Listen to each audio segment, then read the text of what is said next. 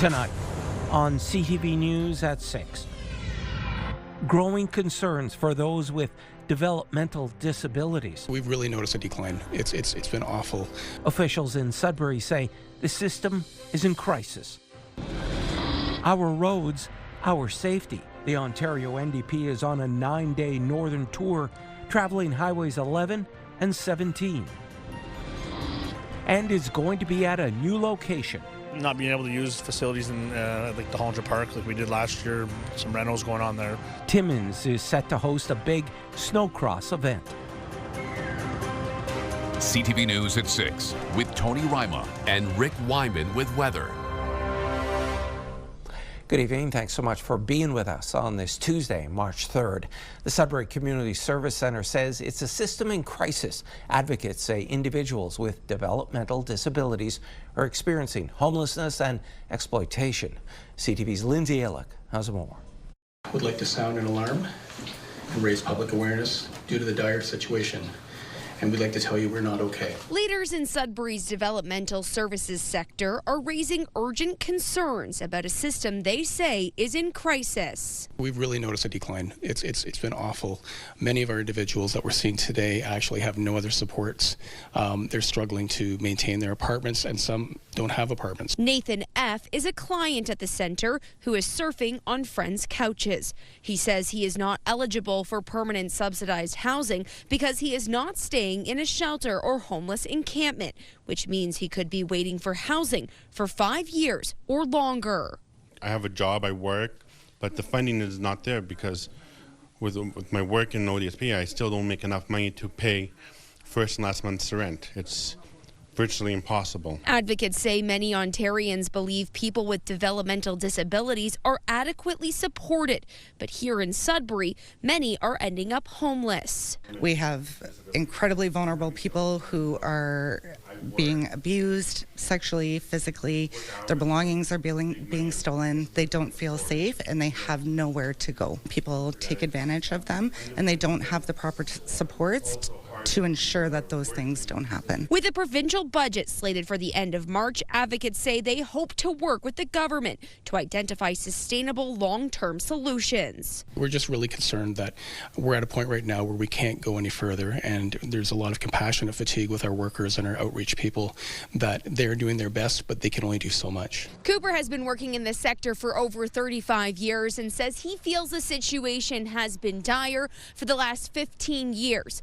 He says currently there are over 53,000 Ontarians on wait lists for critical supports. Lindsay Ehrlich, CTV News, Sudbury.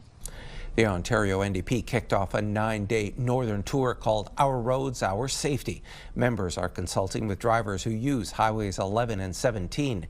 Describing the 2-lane northern highways as weak links, the NDP signaled the need for the highways to be modernized, citing Ministry of Transportation statistics from January to September 2025. The Highway 11 stretch from North Bay to Cochrane was closed for 32 days.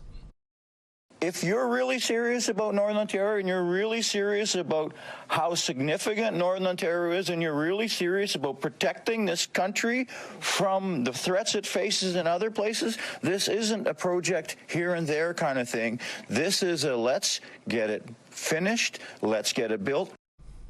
And the tour will make 15 stops, including North Bay, Sudbury, Sault Ste. Marie, Timmins, and Temiskaming Shores. Millions of dollars of asbestos needs to be removed from social housing in the Nipissing district. The issue was revealed in an auditor's report at the last board meeting by the Nipissing District Housing Corporation. It found the fibrous minerals in older social housing buildings constructed in the 1960s and 70s when asbestos was used as insulation. The report says at least $12 million is required for the cleanup. The chair notes this will be a long-term project. Unless there's some disturbance that takes place in that housing development that actually creates a situation where the asbestos is exposed, it does not have any impact at all in the people that are living there. And I think that's absolutely important to understand. A staff report due at a future meeting will outline the number of units and which ones may need remedial work, along with the financial implications. A police investigation took $230,000 in illegal drugs off the streets of South Porcupine. OPP say officers seized a large amount of suspected fentanyl, cocaine, and methamphetamine, along with currency and drug paraphernalia. After an investigation wrapped up yesterday, a 38-year-old woman from Moosonee is charged with possession for the purpose of trafficking. Well, shifting gears now, more sunshine out there on this Tuesday, and the temperatures are on the rise. With more details, let's bring in CTV's Rick Wyman. Rick. Well, Tony, you've done this weather beat before, and you know that there's always transition, especially over the course of, 5 to 7 days, and we're about to see that very shortly. We'll get into that a little bit later on with the 7-day forecast, but first, our systems map right now, as you're able to see, we've got a system moving in, some flurry activity and some snow, particularly in the Timmins area. We'll get into some of the numbers a little bit later on. Why wait? 2 to 4 centimeters tomorrow during the day in Timmins, another 5 tomorrow evening. So there's no need to hold your breath. We'll have complete details coming up. A look at our current temperatures coming up, Tony, in just a couple of minutes' time. Back to you. Thanks, Rick. Snowcross Timmins is all fired up for the weekend when it hosts a Canadian Snowcross Racing Association sanctioned event. CTV's Lydia Chubak reports. Anyone who enjoys watching snowmobile racing will be in for a treat at a pro snowcross event in Timmins. We have some pro racers coming from northern Quebec. We do have 2 or 3 coming from the United States, like Dylan Rose races in ice hockey over there. He's racing this year with Rose Racing here in Timmins. So it should be a pretty good show. Races are scheduled for Saturday and Sunday, and all will take place at a new location for the event on Airport Road across from Mikey's General Sales. Some changes this year, not being able to use facilities in like the Hollander Park like we did last year. Some renos going on there. So we ended up finding a new place. Paul Woodward from Blackfields Topsoil was able to give us his property, and that's awesome because the event's still happening this year. Organizers say 100 teams bring in about 1,000 people who spend anywhere from $800,000 to $1 million during their stay. And for that reason, the Timmins Economic Development Corporation and the Municipal Accommodation Tax Selection Team want to support Snowcross Timmins. We were able to give them $50,000 because it really helps. This is a big boost to our hotel industry. People, when you look, some of the hotels in the south don't quite understand what snowmobiling is, and then snowcross racing is a completely different beast on its own, and they're just great economic drivers in the north. And for those with a vintage snow machine that still runs, there's a special class just for you. So there's the Ditch Banger on Sunday. It's an open class. It's awesome to have locals come out. Your snowmobile has to be 25 years and older. You can sign up on Saturday manually at the ticket trailer here and come out and race. It could be an old sled. There's a few safety conditions, obviously, that you have to have, like a kill switch and stuff like that. But it's a cool show. Keep in mind this is not a free event. Tickets are available for purchase. Races will also take place in Sault Ste. Marie in April. Lydia Chubak, CTV News, Timmins. It's underway. Still to come on CTV News at 6. Work is being done on site at Sudbury's new event center. Right now, though, we are heading to Sault Ste. Marie. This live webcam is courtesy of the International Bridge Administration. It's 0 Celsius. We will return in just a few minutes.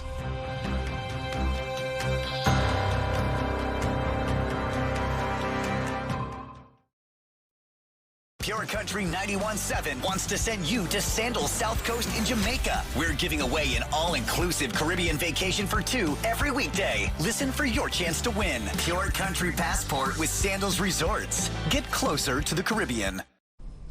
Toronto's hate crime unit is investigating after a synagogue was struck by gunfire late last night. We heard a series of gunshots. We have only been a valued part of this community, is how we felt. And this, on a certain level, shattered that. Multiple bullet holes were seen in the front windows. Gunshots were heard shortly before 11 last night. The congregation had gathered earlier in the evening to celebrate Purim, but some members were still inside when the shots were fired. No one was injured. Police have increased their presence in the area. Construction equipment has been set up in a vacant lot in downtown Sudbury, with work starting on a major build for the city. That story from CTV's Madison Merrier. Plywood fences are going up as construction is now underway at Sudbury's new event center in the downtown core. The pilings have started, the micro piles, and that'll carry on for the next 5 months or so. We'll start to see some concrete and rebar installation starting in May, and structural steel is targeted to start in August. And so by the time this time next year, most of the shell of the building is anticipated to be up, which will be quite exciting. The city says the project will be broken up into 14 milestones. Currently, construction is at the first 2, erecting piles into bedrock between 26 to 56 meters deep. They're 10-inch steel pipes that get filled with grout, and so that creates that solid foundation for the building.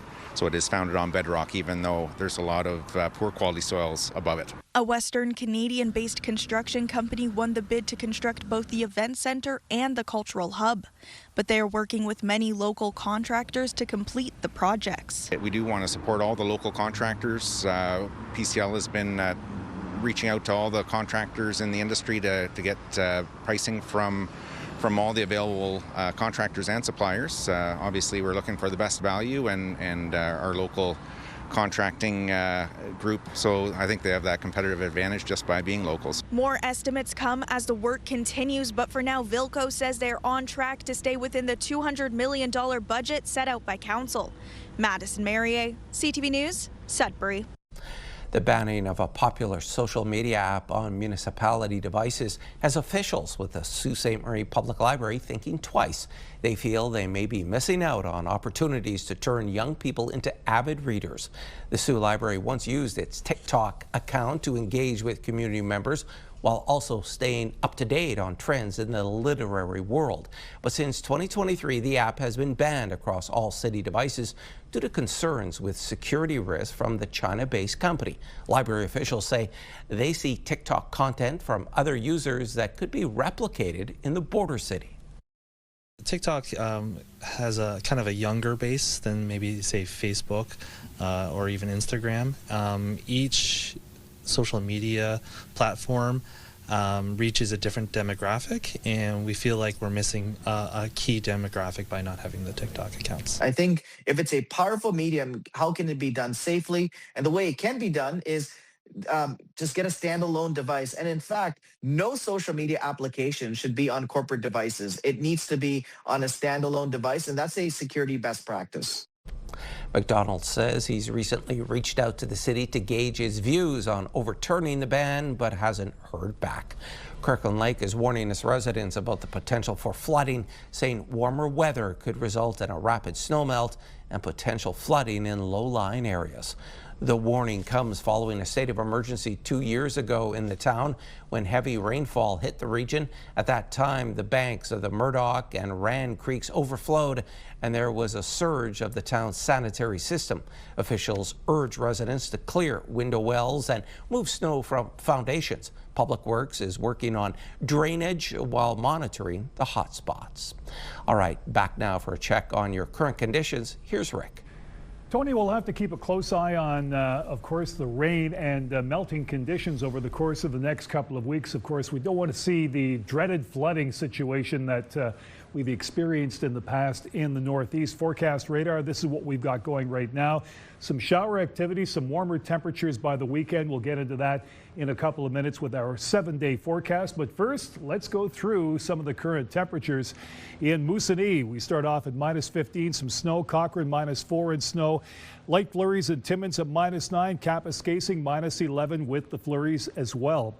Chapleau this hour, cloud cover and 0. Wawa, we've got some sleet, some mixed precipitation, freezing drizzle, 0. Sault Ste. Marie also 0 with the cloud cover. Parry Sound, some sun and cloud this hour at 3. Meanwhile, in North Bay, sun and cloud 1. Mainly cloudy, Temiskaming Shores at 1, and Kirkland Lake cloud cover also at 1. Greater Sudbury 0, mainly cloudy skies, 0 in Espanola, 0 in Elliott Lake, and 0 in Gore Bay. Pretty well.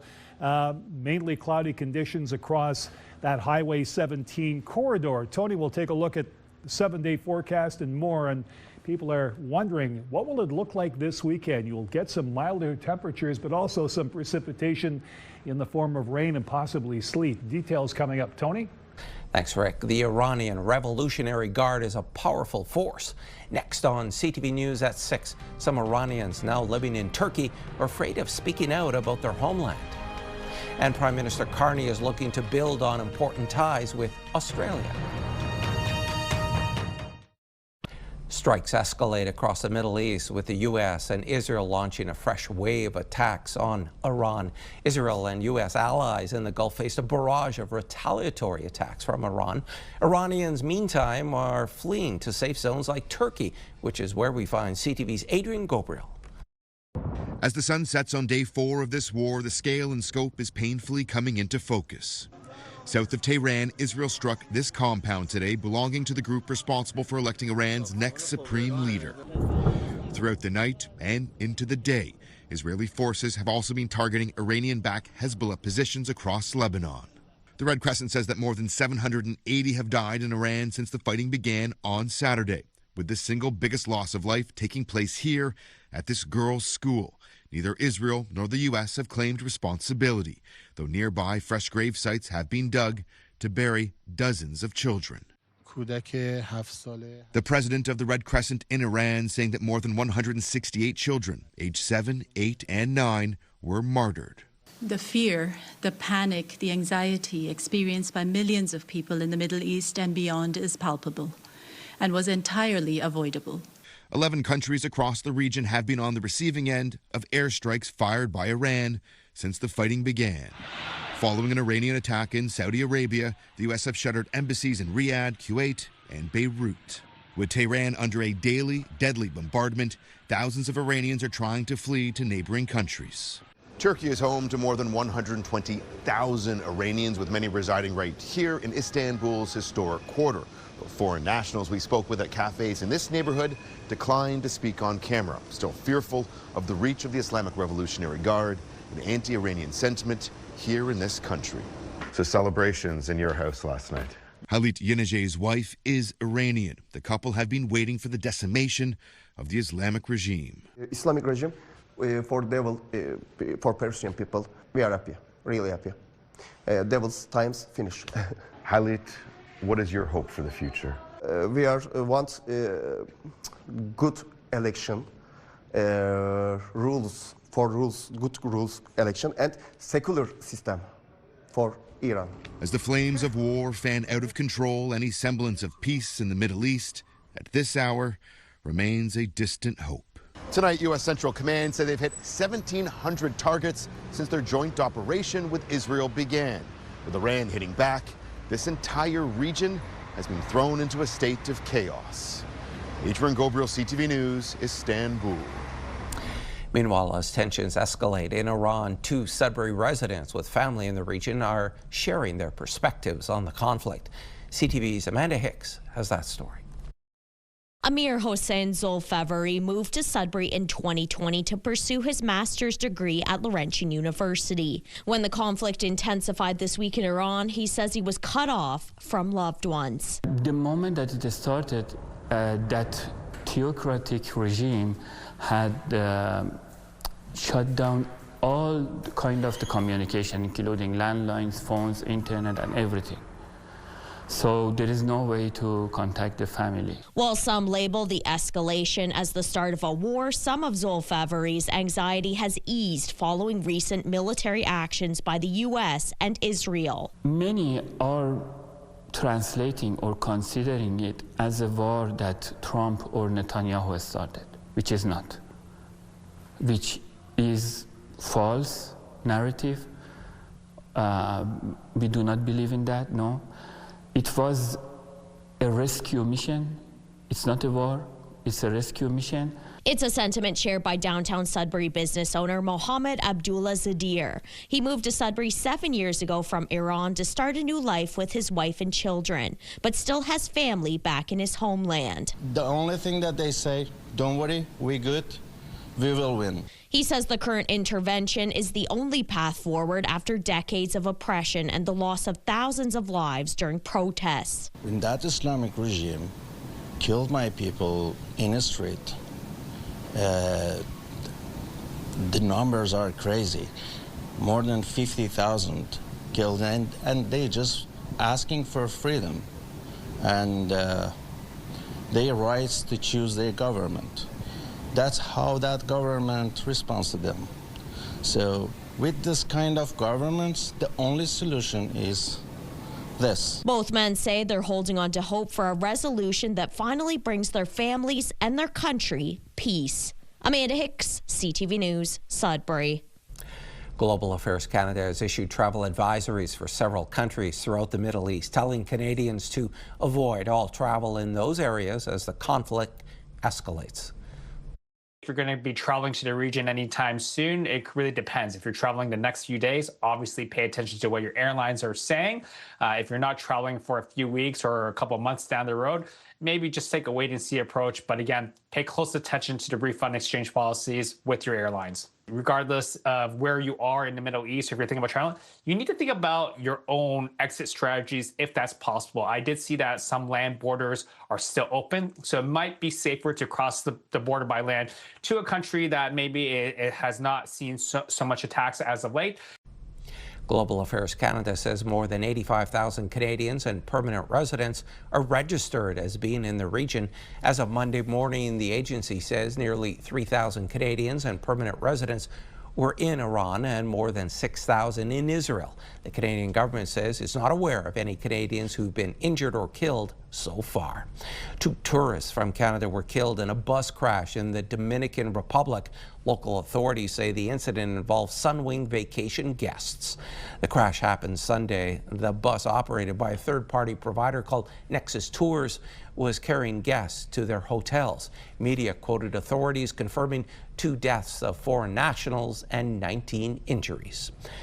Global Affairs is keeping an eye on Canadians in the Middle East. Prime Minister Mark Carney is in Sydney, Australia today, and he had a conversation with the UAE president and thanked him for protecting Canadians. CTV's Abigail Beeman is covering the talks with a focus on deepening trade and defense ties.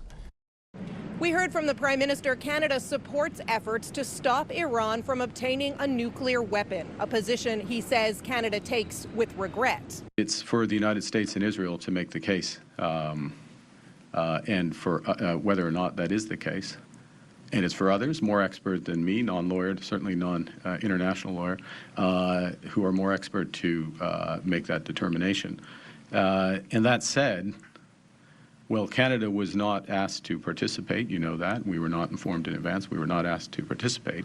Prima facie, it appears that these actions are inconsistent with international law.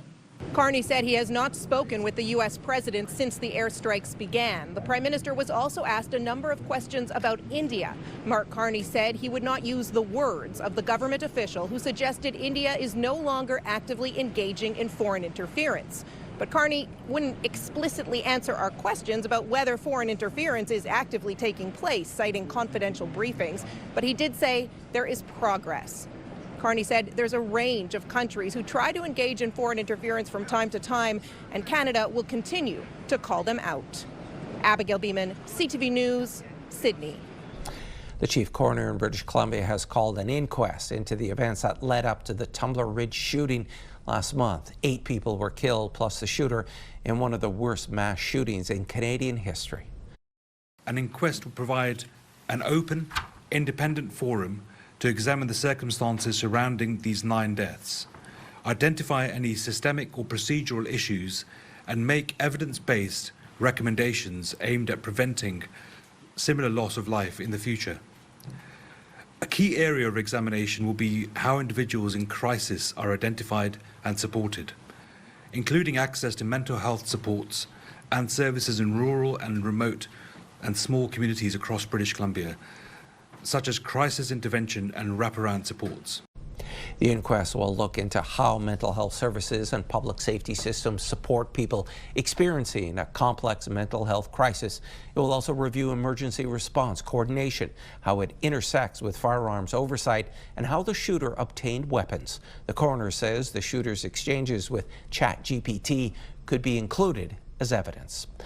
And there's more news still ahead, but first, here's your full weather forecast with Rick. Tony, we're getting closer to the weekend. People want to know what the temperatures and conditions will be like. So let's have a look right now. Our forecast radar moving through the northeast and some snow in some areas, particularly Timmins for tomorrow. We'll talk about that. Some scattered flurries elsewhere, and also sleet or rain. Cloud and fog in Greater Sudbury tonight overnight. Sault Ste. Marie, flurries, chance of flurries anyways. A few centimeters in Timmins, Temiskaming Shores, chance of flurries, cloud and fog in North Bay. Meanwhile, in Moosonee, some snow, -26 tonight. Caphurst, a couple of centimeters, flurry activity, Wawa, Gore Bay, cloudy and becoming cloudy in Parry Sound. Now those numbers that you want to know for the weekend. Sudbury Nickel Belt, mainly cloudy tomorrow at 2, some sun and cloud Thursday at 2, 5 degrees Friday. Here comes the rain. 60% chance of showers at 5, 4 degrees on Sunday, and Monday, chance of sleet at 30% with a high of 2 degrees. Then there's Sault Ste. Marie, Algoma, chance of flurries tomorrow at 3, 2 degrees on Thursday, sun and cloud. Friday, cloud cover and 6, 4 degrees on Saturday, chance of showers. Sunday, cloud cover and 4, and the chance of sleet on Monday at 2 degrees once again. So on again, off again type weather. Timmins, Cochrane, Kapuskasing, 2 to 4 centimeters tomorrow, then 5 more tomorrow night. -5, sorry about that. Chance of flurries on Thursday, -6, 3 on Friday with the cloud cover. Saturday and Sunday, chance of sleet both days, 1 and 2 your daytime highs. And Monday, chance of flurries at -1. Here we go now with Temiskaming Shores and Kirkland Lake. Chance of flurries tomorrow at 2, -3 Thursday. Friday, more cloud cover pretty well across the northeast. 3 degrees once again, your expected high. Saturday, chance of sleet at 60% and an expected high of 2 for Sunday. We've got cloud cover once again and 4. Chance of flurries on Monday with a high of only +1. Wrapping things up now with North Bay, West Nipissing. Mainly cloudy tomorrow at 3, 3 degrees on Thursday, some sun and cloud. Friday, cloud cover at 5, chance of showers on Saturday. 6 degrees your high, so that chance at 60%. That's a pretty good bet there. Sunday, some sun and cloud at 4, and the chance of sleet come Monday at 3. That is the forecast. You want to know what it's happening or what's happening elsewhere. Here's our pick of the day to fill you in as to, well, some of the nicer pictures with the sunset. Randy Craig, ice huts at sunset, Lake Temiskaming. So again, thank you so much for that, Randy, and I appreciate the picture. Stick around. Tony has more news coming up after the break.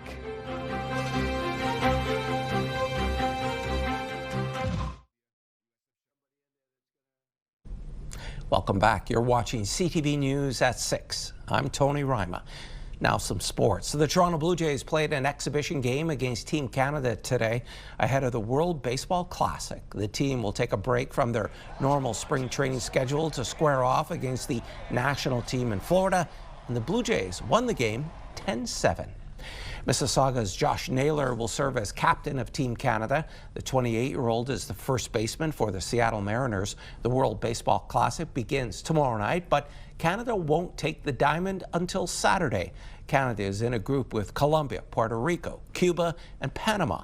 Canada will play its first game against Colombia.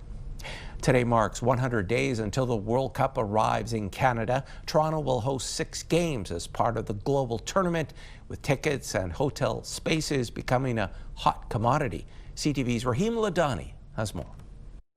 Toronto Stadium is hosting 6 matches during the World Cup, and everyone wants to get inside. To guarantee yourself a seat, you must buy a hospitality ticket, but it is pricey. A Champions Club ticket for Canada's first match will cost you more than $6,000. That same ticket for Panama versus Croatia is going for under $3,500. As a host city, we are not managing ticket sales or the promotion of tickets or how the tickets come out. The second official way to get a ticket is through the last-minute sales window. It opens in early April. Tickets will be sold on a first-come, first-served basis. The third way is through resale. Tickets originally purchased by other fans who want to sell them will be available on FIFA's portal when it reopens on April 2nd at 11 a.m. Eastern. I encourage people to still get online. You never know if there will be another phase that pops up. The City of Toronto is also raffling 26 pairs of tickets. Donate between $26 and $260. The more you give, the more entries you get. Every dollar will go towards building mini pitches in equity-deserving neighborhoods. The campaign closes on March 15th at midnight.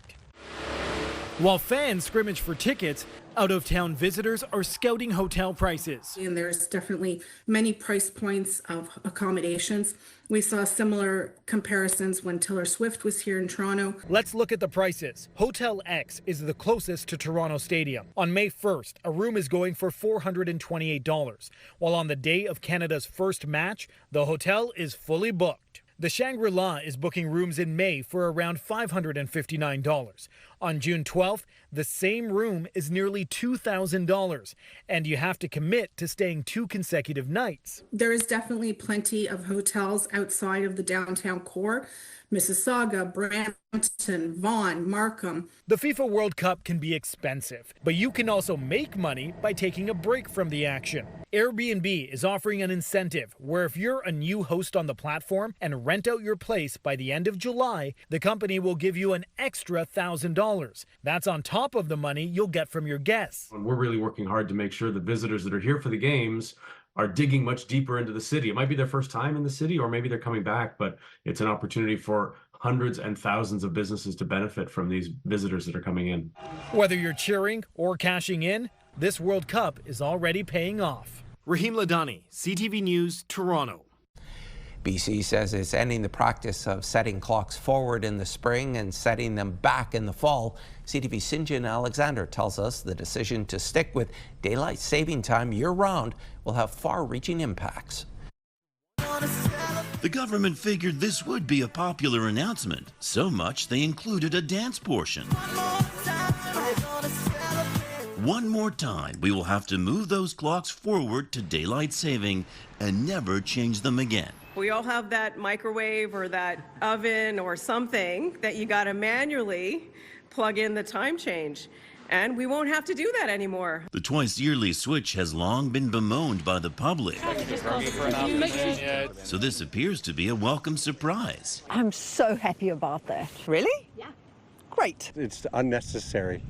So I'm glad they did that. Yet it's surprising, because for years the government said this couldn't be done until the United States did it too. Apparently not anymore. And we're also going to make decisions right now where British Columbia decides what's best for us. Maybe we care less about whether the Americans are aligned with us these days anyway. It's certainly been a long time coming. Way back in 2017, CTV News asked then Premier John Horgan what he thought about getting rid of the time change. I haven't felt a groundswell. No one's filling my inbox. It wasn't on his radar, but he was open to the idea. Send me an email. I asked people to send me an email, and they've been doing that. Then came a public consultation and legislation. Essentially, BC has been ready to control time for years. I live for the spring forward, because all of a sudden we get an extra hour of sunlight at night. Which brings us to another surprise. Scientists and doctors are all for canceling the time change because it's safer. There are fewer crashes and injuries, but have long argued standard time, that's when mornings are brighter and nights are shorter, is the better option because it's better for our health. You need to have that light in the morning to reset your circadian rhythms. Even so, the government believes this is what the public wants. BC will now have a new time zone, and small and large businesses will have all summer to adapt. Sinjin Alexander, CTV News, Vancouver. A new national survey reveals an alarming statistics. 41% of Canadians say they're getting less than 7 hours of sleep per night. Here to break it down for us is CTV's Brianne Foley. I get lucky if I have 6 hours straight. The latest sleep statistics are alarming. A new Leger study found 41% of Canadians are not getting enough sleep, and that number jumps to 52% in Atlantic Canada. I think that there's a significant number of those Canadians who can't get enough sleep just because of life circumstances. People with little kids, people looking after older parents, shift workers, and so on and so forth. My problem is that there's probably a big chunk of them that could be getting enough sleep and are not making the choice that they need to make. Dr. Greenberg calls it sleep debt, the gap between how much sleep your body needs compared to how much you actually get. According to the survey of those with sleep debt, 57% struggle to fall asleep and 71% report difficulty staying asleep. Even among Canadians who report 7 or more hours of sleep, nearly 65% say they struggle with falling or staying asleep. Our bedrooms have become flex spaces. So creating a bedroom that actually feels like a place that your brain walks in and goes, oh yeah, it's time to go to sleep now. If you're chronically sleep deprived, you're going to have reduced attention, slower reaction time, poor decision making, and this can show up in key areas of your life, like driving safely. Of those surveyed, 39% say they are experiencing tiredness and fatigue, and 23% say they have lowered productivity.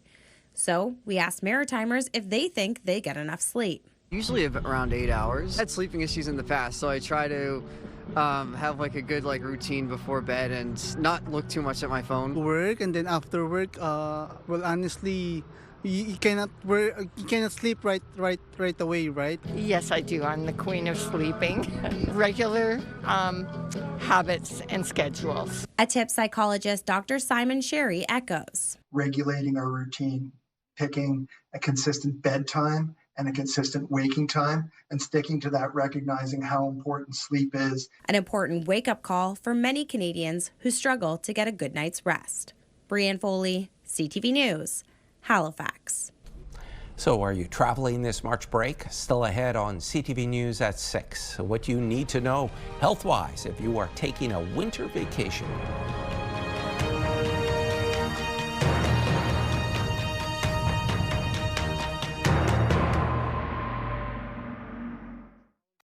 Clothing provided by Laura, Melanie Lynn.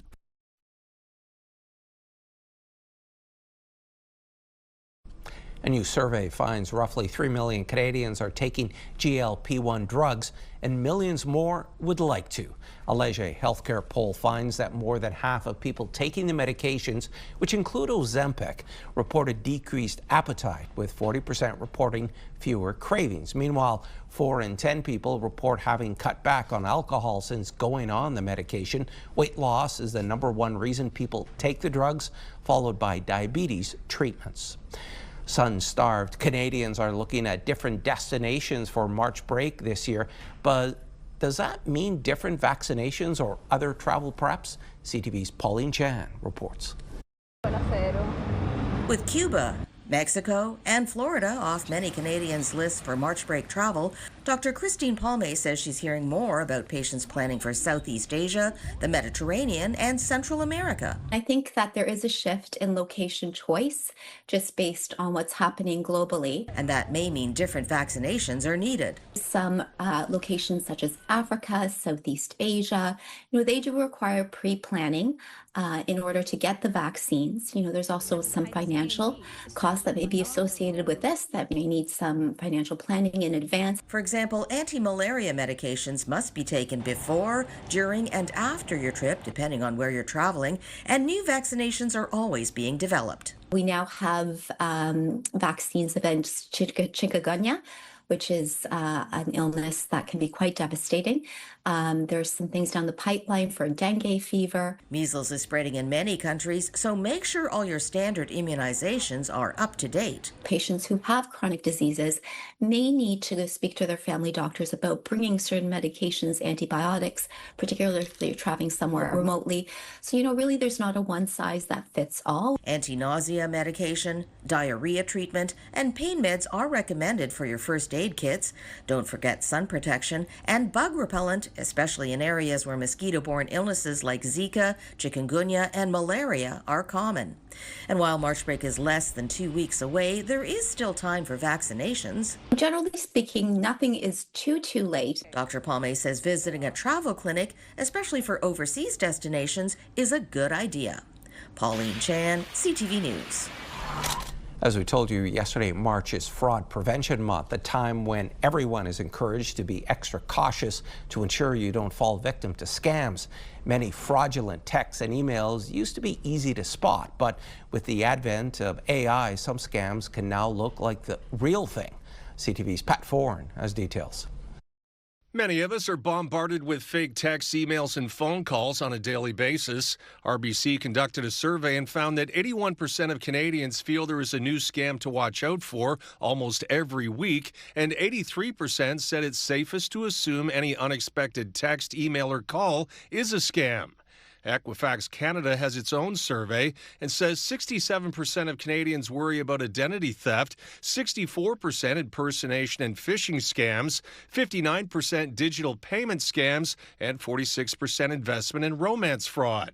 Scams used to be much easier to spot, and now many worry they could accidentally get conned. The fraudsters are so good and so sophisticated that absolutely anybody could fall victim to these traps. AI is also being used to create fake legal documents such as pay stubs, insurance forms, and driver's licenses that look like the real thing. With the advent of artificial intelligence, we have seen more and more people fall victim to this than would have in the past. The Equifax survey also found 68% feel banks should implement stronger security measures to protect accounts, and 59% support mandatory education in schools and public awareness campaigns. People are tired of getting all these messages and all these phone calls relating to scams. And I think what it's doing is it's slowly wearing people down. The Credit Counseling Society says there is a real danger if people let their guard down and give out personal information, it can lead to identity theft. And there's no guarantee if you get scammed that you'll get your money back. Really be cautious about ever giving any personal information, dates of birth, social insurance numbers. Any little bit of information can lead you down a road to trouble. The Canadian Anti-Scam Coalition is trying to raise awareness to help Canadians recognize fraud. Stop and think, check to see if it's legitimate. If you're not sure, ask family and friends, and talk and share details about scams to protect others. Taking extra time could save you a financial burden. Pat Foran, CTV News. Entertainment brought to you by the Cinefest Red Carpet Patron Program. A new Scream movie is at the top of the box office, which means a new horror movie parody must be on the way. David Daniel has that and more scary stuff in the Hollywood Report. My God, he stabbed her! Not her! My pronouns are they, them. He stabbed them! Be back! The latest trailer for Scary Movie is filled with parodies and potentially offensive jokes. The Wayans and friends return to slash every horror trope and skewer every sacred cow when their new Scary Movie descends on theaters June 12th. Strange things are happening. Things like mind control, teleportation, genetic mutation, reanimation. Reanimation. Really? If investigating the unknown is more your speed, Fringe may be your ticket. All 100 episodes of the cult classic series are now available on the free streaming service Pluto TV. You can watch on demand or on Pluto's Sci-Fi channel. That's a big challenge. Tessa Thompson may be headed back to Netflix. Deadline reports the streamer has landed the rights to the darkly comedic thriller series Next Door, with Thompson set to star and produce. She recently pulled the same double duty on the Netflix series His and Hers. In Hollywood, I'm David Daniel.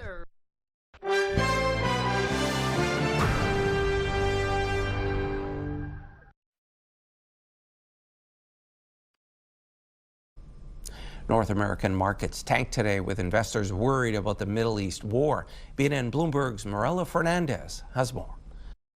Those concerns sent the TSX tumbling this morning. At one point, it was down about 1,400 points.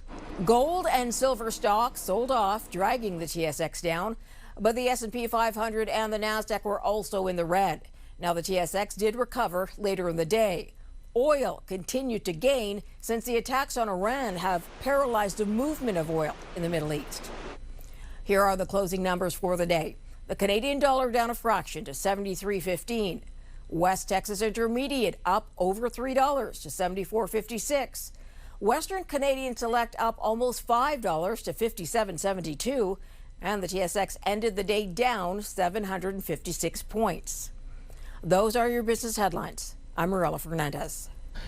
And here are the current prices for some key commodities we watch. Gold down $233.47, closing the day at $5,088.59 U.S. an ounce. Silver slipped $7.29 to end the day at $82.03. Copper down 30 cents to $5.83, and nickel slipped 15 cents, ending the day at $7.71 U.S. a pound.